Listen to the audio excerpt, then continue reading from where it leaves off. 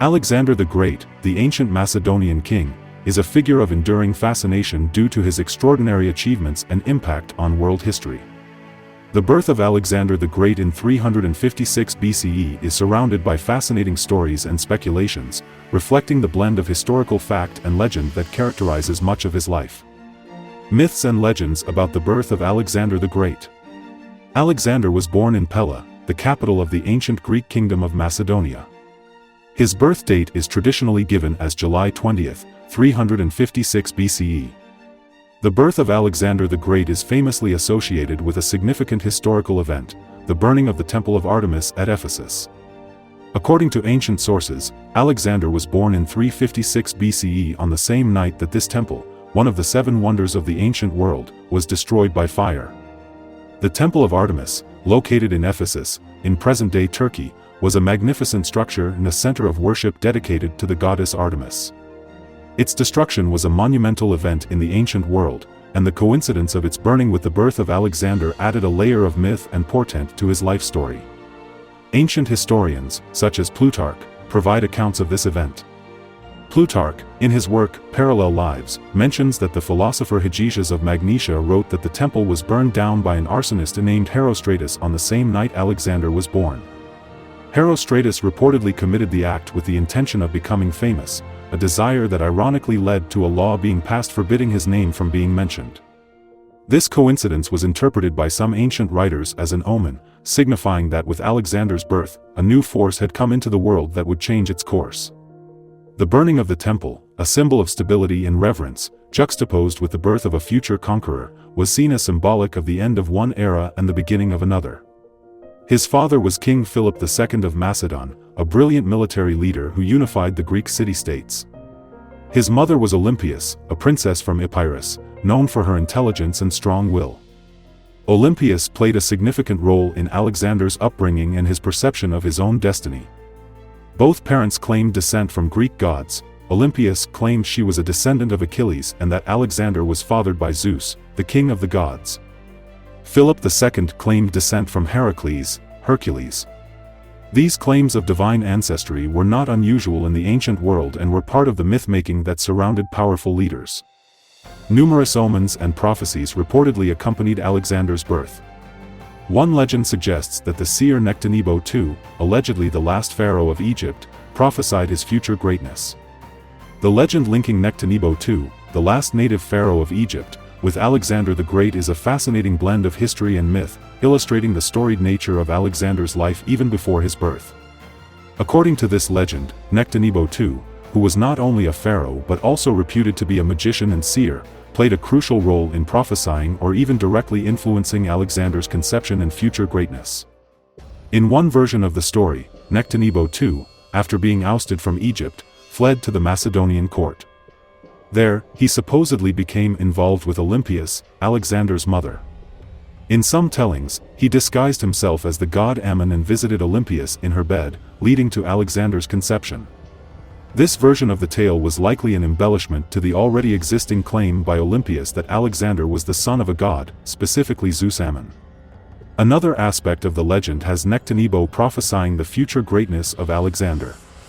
This prophecy would have been in keeping with the ancient belief in oracles and prophecies as guiding forces for the destinies of individuals and nations.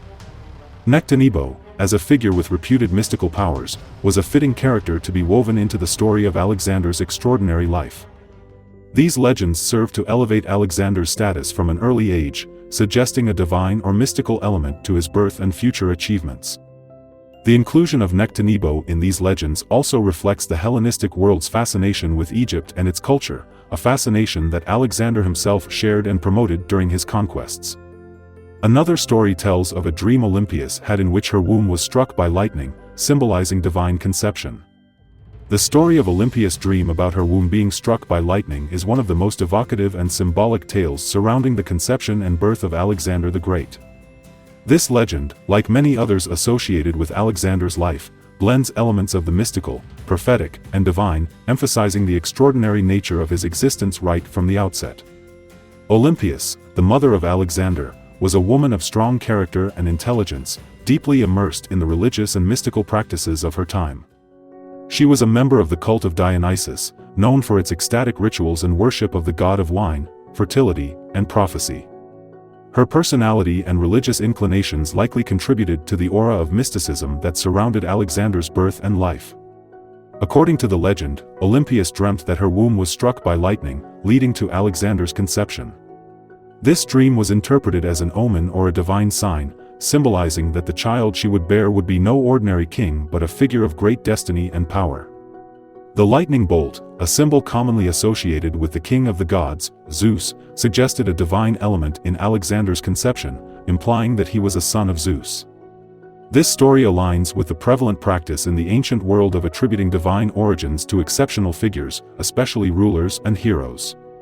By associating Alexander with Zeus, the legend elevated his status to that of a demigod, a being of both human and divine nature. Such divine associations were not only a means of legitimizing a ruler's authority but also a way of inspiring loyalty and awe among subjects and allies. The lightning symbol itself is rich in meanings. In many ancient cultures, lightning was seen as a powerful and direct expression of the divine will. It was awe-inspiring, fearsome, and a sign of heavenly intervention. In the context of Olympias' dream, the lightning striking her womb could be interpreted as a clear indication of the divine favor and extraordinary fate awaiting her son. Furthermore, this legend also served to intertwine Alexander's story with the broader tapestry of Greek mythology and religious beliefs. The Greeks often saw their heroes and significant historical figures as being favored or even sired by the gods, and Alexander's story fit perfectly within this tradition. Myths and legends about Alexander the Great's childhood.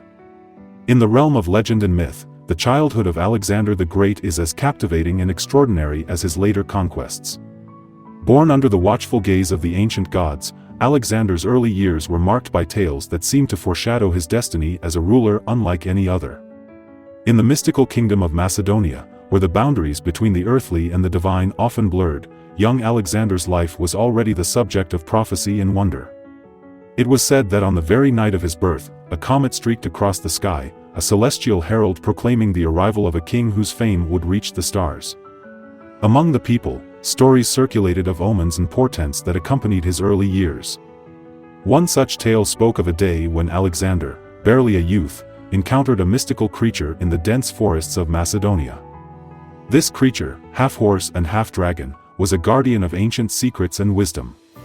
Unlike others who had fled in fear, Alexander approached it with a mixture of curiosity and bravery. The creature, recognizing a kindred spirit of courage and intelligence, allowed Alexander to touch it, whispering to him secrets of distant lands and future battles. It was a moment that left a profound mark on Alexander, filling his young mind with dreams of far-off places and great adventures. Another legend tells of a time when the oracle of Delphi, the most revered seer of the ancient world, was visited by Alexander and his father, King Philip. The oracle, upon laying eyes on the young prince, uttered a cryptic prophecy, declaring that Alexander would one day be known as both a destroyer and a creator, a king who would bring down empires only to build new ones from their ashes. As a child, Alexander was also said to have shown an uncanny affinity for languages and the arts of diplomacy, often listening intently to the discussions and negotiations of his father's court. It was whispered that the gods had gifted him with the ability to understand and speak the tongues of all the peoples who would one day be part of his vast empire. One of the most beloved tales among the Macedonians was that of Alexander and the Enchanted Garden. Legend has it that hidden deep in the royal palace was a garden where plants and trees from all over the world grew, a secret place that was said to be a gift from the god Dionysus. It was in this garden that Alexander spent many of his childhood days, learning about the wonders of nature and the diverse cultures of distant lands. One of the most famous legends from Alexander's childhood involves the taming of Bucephalus, a horse that would become his loyal companion in numerous battles. Bucephalus, known for his wild nature and deemed untamable, was brought before Philip II. While others failed to control the horse, young Alexander, observing that the horse was frightened by its own shadow, turned Bucephalus towards the sun. With this astute insight, Alexander managed to ride and tame the horse, impressing his father and onlookers. This incident not only showcased Alexander's intelligence and courage but also symbolized his capacity to face and overcome challenges. Alexander the Great and Aristotle. From a young age, Alexander showed signs of leadership, intelligence, and a strong character, impressing those around him. His father, recognizing his potential, ensured he received the best education, including tutoring by Aristotle. In the annals of history, few mentor-student relationships are as renowned as that of Aristotle and Alexander the Great. Around 343 BCE, when Alexander was about 13 years old, his father, recognizing the need for a comprehensive education for his heir, entrusted him to Aristotle. This decision was pivotal in shaping the young prince's intellect and character. The town of Mysa, in ancient Macedonia, became the school where one of history's greatest minds tutored the boy who would become one of its most legendary leaders. Aristotle, a student of Plato and a towering figure in philosophy, provided Alexander with a broad education. He taught him not just philosophy but also science, medicine, politics, and the arts. It was a curriculum fitting for a future king, designed to equip him with the knowledge and skills to rule wisely and effectively. Among the texts that Aristotle introduced to Alexander was Homer's Iliad, a work that profoundly influenced the young prince, inspiring in him a deep admiration for its hero, Achilles, and instilling in him ideals of heroism and honor. The intellectual atmosphere fostered by Aristotle was not limited to abstract philosophical discussions. It encompassed the practical aspects of kingship and governance, likely influencing Alexander's later policies and decisions. The teachings on ethics, politics, and the ideals of the Iliad were not merely academic subjects for Alexander, they were guidelines for life and leadership. This influence is illustrated in the famous anecdote of Alexander keeping a copy of the Iliad under his pillow alongside his dagger. The relationship between Alexander and Aristotle was more than that of a teacher and student, it was a meeting of minds that transcended the typical boundaries of such a relationship.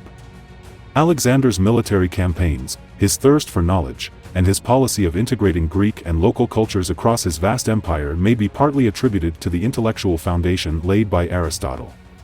Even as Alexander embarked on his conquests, transforming the known world with his military campaigns, the influence of his early education remained evident. He carried with him not just the strategic and tactical knowledge suited for a military commander but also a deep respect for knowledge and culture. His interest in gathering information about new lands, species of flora and fauna, and his attempts to understand and integrate various cultures speak to the lasting impact of Aristotle's teachings. Though history does not provide detailed accounts of their interactions following Alexander's ascension and subsequent campaigns, it's believed that the student and teacher remained in correspondence, exchanging ideas and insights. This ongoing dialogue between the conqueror and the philosopher adds a fascinating dimension to both their legacies.